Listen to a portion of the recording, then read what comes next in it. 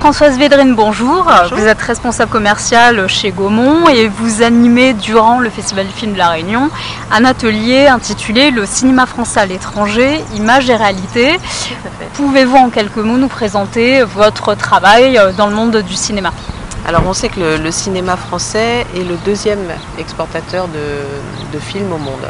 Donc c'est un acteur majeur du cinéma mondial.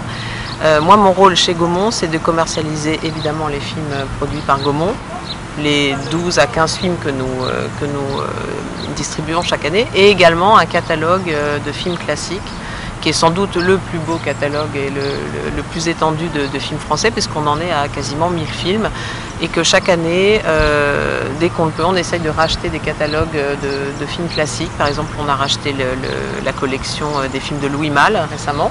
On a acheté également la collection des films de Pierre Richard.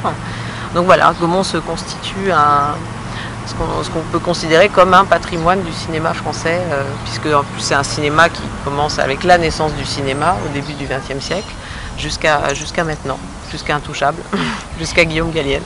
Et pouvez-vous nous en dire plus sur cet atelier justement que vous êtes amené à animer? Je pense que ça va être...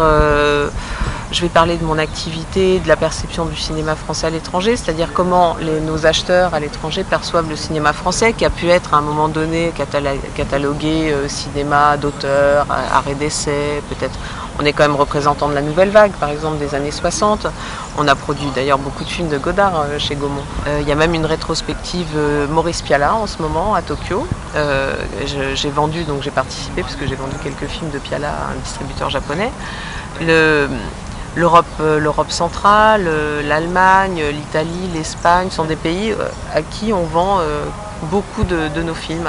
Le cinéma français a toujours une présence, c'est l'exception culturelle dont on parle, mais qui est bien là et qui permet à notre cinéma de s'exporter. Et on s'aide pour cela de tous les rendez-vous que nous avons tout au long de l'année, des festivals, des marchés. Et voilà quoi. On a souvent la perception d'un cinéma un peu intimiste, un cinéma d'auteur, un peu compliqué, élitiste.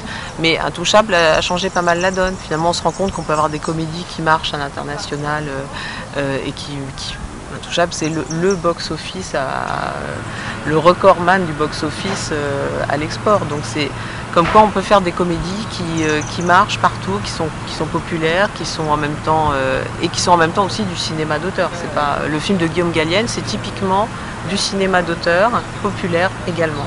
C'est-à-dire c'est un regard personnel, intimiste, et en même temps, ça touche tout le monde, et ça plaît à tout le monde, et à chaque projection qu'il y a eu jusque-là, le public a toujours adhéré. Donc, et ça, on est capable de le faire très bien, parce qu'on a cette particularité de liberté, de création. Et vous êtes également à La Réunion pour présenter un film qui est justement en compétition cette année. Complètement. Le film de Guillaume Gallienne, qui est tiré de sa pièce de théâtre, de son one-man show, et qui sort le 20 novembre en métropole et à La Réunion également. Donc vous pouvez rappeler le titre? Les garçons et Guillaume à table. Très bien. Et écoutez, merci.